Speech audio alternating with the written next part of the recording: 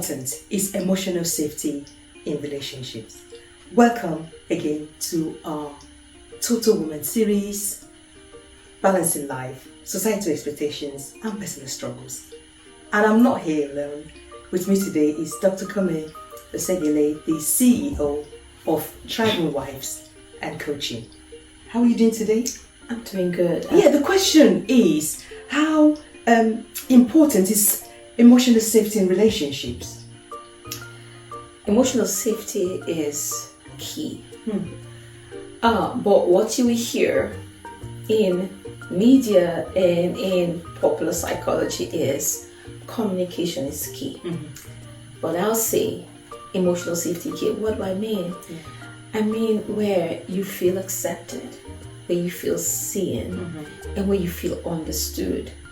Now, it is for both parties, right? So where a woman feels seen, where she feels heard, and where she feels understood. And where the man feels seen, he feels heard, and he feels understood. That is what emotional safety is. Yes. Now, for a woman, it feels and sounds different. And for a man, it feels and sounds different. Yeah. A woman wants, her feelings to be understood by her husband, right? Yeah. And a man wants to feel respected.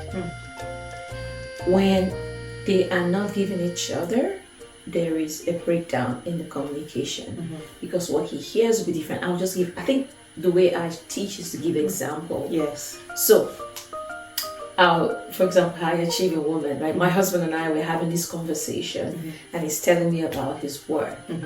And he's telling me what somebody did. And I'm like, for me, my brain is already thinking, I'm already seeing all the things he should have done. I said, why didn't you do it this way? What do you think? And before he's even finishing his thought, I'm already interrupting. Yeah. I'm already telling him. And then suddenly I will notice that the atmosphere between us is getting chilly. It's getting chilly. And suddenly the conversation stops. And he was like, why should I even bother to tell you anyway? Yeah. And it thumbs off. And then I'm like, I'm only trying to help. So when you interrupt a man, it is disrespectful. And that sounds crazy. But if you go down to the nitty-gritty of it, how it works, a man's brain, he has to think his thoughts through like a train. The train is going on his way, is building up. Yeah. And when you come in with your question and interruptions, you interrupt his thoughts, the train gets derailed and it's frustrating to them. Yeah. Now for women, we can talk, we can interrupt each other. It's nothing. But with guys, guys, tell me if it's true. When you're talking, you're trying to get your points out, and when the woman interrupts, it gets frustrating. And the only way I knew that this was happening, my husband would say, let me finish. And then he would say it again, let me finish. Yeah. His sounds gets louder, right? Because he's trying to be heard. But then I would feel like, oh, he's shouting at me, he's yelling at me, his tone is hard, and then the disconnection starts. Yes.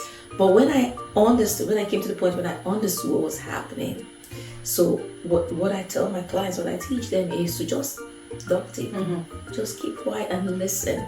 And when he finishes his thoughts, and then you respond. Yeah. It is amazing what it does. Just that little tweak can change a lot of things.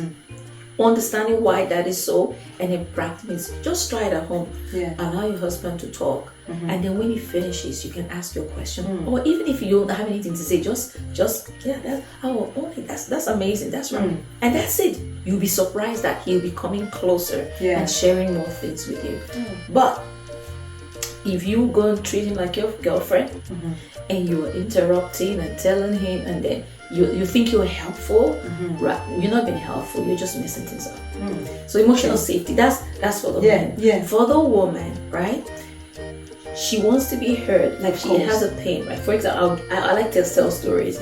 So I come in and I'm sharing about situation at work, and I'm like, this guy, the way he spoke to me, the way he talked, my husband was like, why didn't you tell him when you get back to work tomorrow? Tell him. I'm like, no. I just want you to hear me out. And then it's like, so why did you come and tell me then if you don't? This is the thing, right? A man is wired to want to fix, to solve your problem. And so when you bring your complaints to him, his mind is already thinking, how am I going to solve this, right? How am I going to be her hero? But all I want is that he just hears me out. We just want to get the emotions out. And so what I learned to do now is to say, I just want you to hear me. I don't want you to solve it. I just want you to hear what I have to say. And so with time, he started understanding. He would ask me, do you want me to say something, or do you just want him to listen? I just want you to listen. And that's how it's worked out. So emotional safety, there are a lot of nuances to it, but this is just one of the ways I